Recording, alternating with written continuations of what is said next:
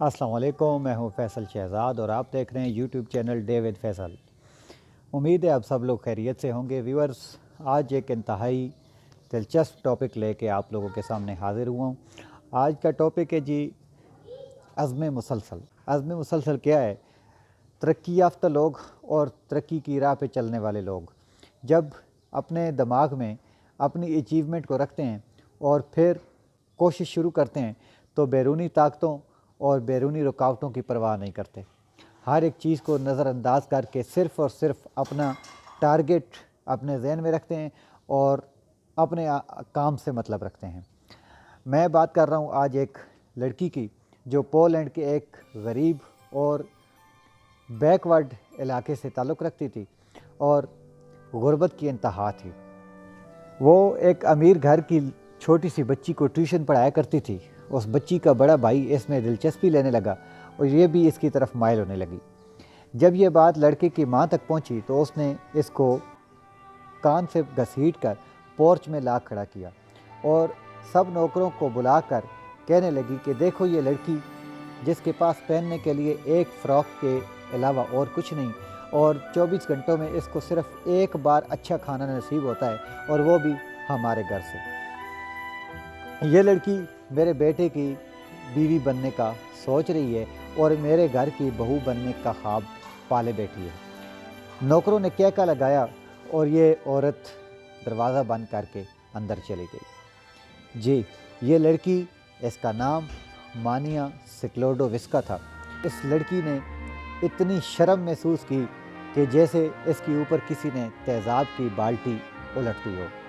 اس نے وہیں کھڑے ہو کے تہیہ کیا کہ ایک دن میں اتنی عزت، شہرت اور مقام پاؤں گی کہ ایک پولینڈ کیا پوری دنیا میرے نام کو یاد کرے گی۔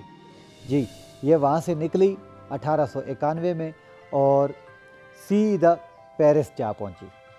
وہاں جا کے اس نے یونیورسٹی میں داخلہ لیا، لیکن اس کے پاس کھانے کے لیے خوراک تک نہ تھی۔ چند شیلنگ تھے اس کے پاس جو تھوڑے بہت خرچ کر کے یہ اپنا گزر بسر کرتی۔ یہ غربت کی انتہا تھی اور اپنی تعلیم کا جذبہ اس حد تک اس نے اپنے دل و دماغ میں حاوی کر لیا تھا کہ اس نے کسی چیز کی پرواہ نہیں کی۔ سردی اور گرمی، کسی چیز کی پرواہ نہ کرتے ہوئے اپنی تعلیم کے اوپر کنسنٹریٹ کیا، یہاں تک کہ سخت سردیوں میں جب سردی حد سے بڑھ جاتی تو یہ اپنے کپڑے نکالتی اور آدھے بستر پر ڈالتی اور آدھے اپنے اوپر اوڑھ لیتی۔ جب سردی پھر بھی نہ رکتی اور سخت سردی دسمبر کے مہینے میں اس سے سردی کنٹرول نہ ہوتی تو یہ اپنی کتابیں، میز، کرسیاں اور فرنیچر اپنے اوپر گرا لیتی تاکہ مجھے بستر کا احساس ہو۔ جی، یہ ہیں کامیابی حاصل کرنے والے لوگ اور یہ ہیں محنت کرنے والے لوگ۔ یہاں تک کہ یہ 20 گھنٹے پڑھتی اور 4 گھنٹے آرام کرتی، اور وہ 4 گھنٹے آرام بھی کیا کرنا کہ اکثر اوقات ان 4 گھنٹوں میں وہ کام کیا کرتی تھی۔ جی، اکثر پڑھائی کرتے کرتے، کتابیں پڑھتے پڑھتے یہ بے ہوش ہو جاتی، اور جب یہ ہوش میں آتی تو اسے نیند کا غلبہ سمجھ کے اپنے آپ کو تسلی دیتی اور پھر اپنی محنت کو جاری رکھتی۔ ایک دفعہ یہ کالج میں بے ہوش ہو گئی تو ڈاکٹروں نے اسے دوائی کے بجائے ایک گلاس دودھ پینے کا مشورہ دیا۔ دودھ کہاں سے پیتی؟ جسے کھانا، ایک وقت کا کھانا نہ ملے، وہ دودھ کیا پیے گا؟ اکثر اوقات پڑھتے پڑھتے یہ بے ہوش ہوتی اور پھر اپنے آپ کو سنبھال کے پڑھائی میں مگن ہو جاتی۔ غربت کا عالم انتہا پہ تھا اور تعلیم کا جذبہ عروج پر تھا۔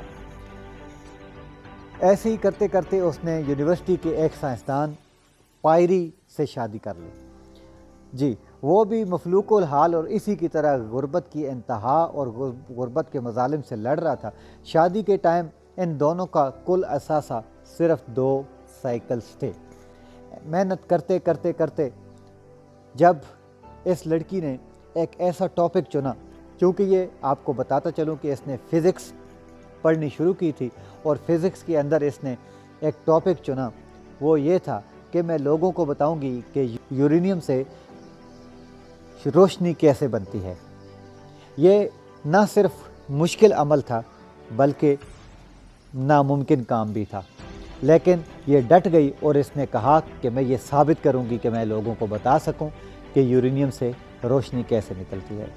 मेहनत करते करते इसने एक अंसर दरियाफ्त किया जिसका नाम रेडियम था, और रेडियम यूरेनियम के मुकाबले में 20 लाख गुना ज़्यादा रोशनी पैदा करता है। जब लोगों ने प्रूफ मांगा तो ये दोनों मियाँ बीवी डट गए और इन्होंने एक अहाता किराए पे लिया जिसका ना छत सलामत थी और ना ही फर्श सलामत था। जी, तो इन्होंने वो अहाता किराए पे लेके इतनी मेहनत की कि इन्होंने 8 टन लोहा पिघलाया और उस 8 टन लोहे में से मटर के दाने जितना रेडियम हासिल किया।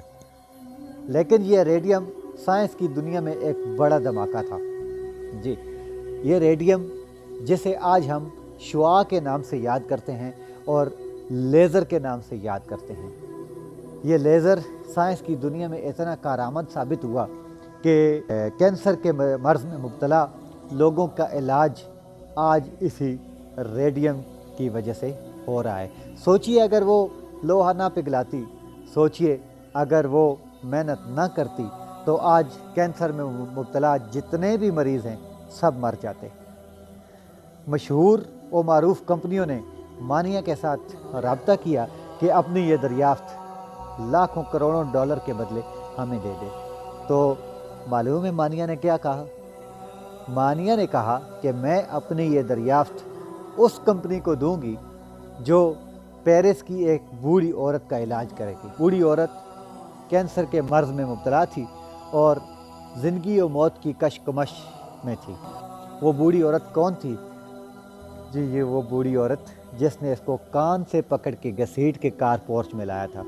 उस कंपनी ने मानिया के साथ वादा किया और मानिया ने अपनी दरियाफ्त उसे फ्री में दी और उस कंपनी ने उस पोलैंड की बूढ़ी औरत का इलाज किया और फिर उसे बताया कि ये दरियाफ्त उसी लड़की की है जिसे आपने कान से पकड़ के बाहर निकाला था। जी, तो ये उस लड़की की मेहनत, ये उन मियाँ बीवी की अनथक कोशिशें।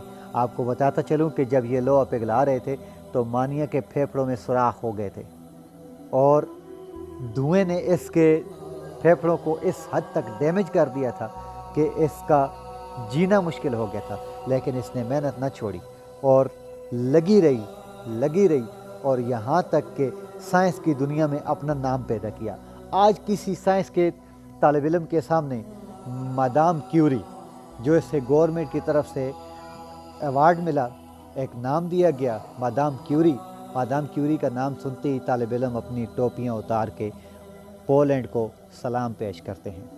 जी, ये मादाम क्यूरी वो साइंसदान है जिसे अपनी ज़िंदगी में 2 बार नोबेल प्राइज़ मिला। तो ये है मेहनत का नतीजा, ये है तालीम की शौक़, तालीम की लगन। तो जो भी काम करें हमें चाहिए कि अपने ज़हन में जो हमारे टारगेट है सिर्फ उसी के ऊपर कंसंट्रेट करना चाहिए और बैरूनी रुकावटों की परवाह नहीं करनी चाहिए। बैरूनी ताकतें ज़िंदगी का हिस्सा हैं और बैरूनी ताकतें जब आती हैं तो इसका मतलब यही है कि आप सही रास्ते पे चल रहे हैं।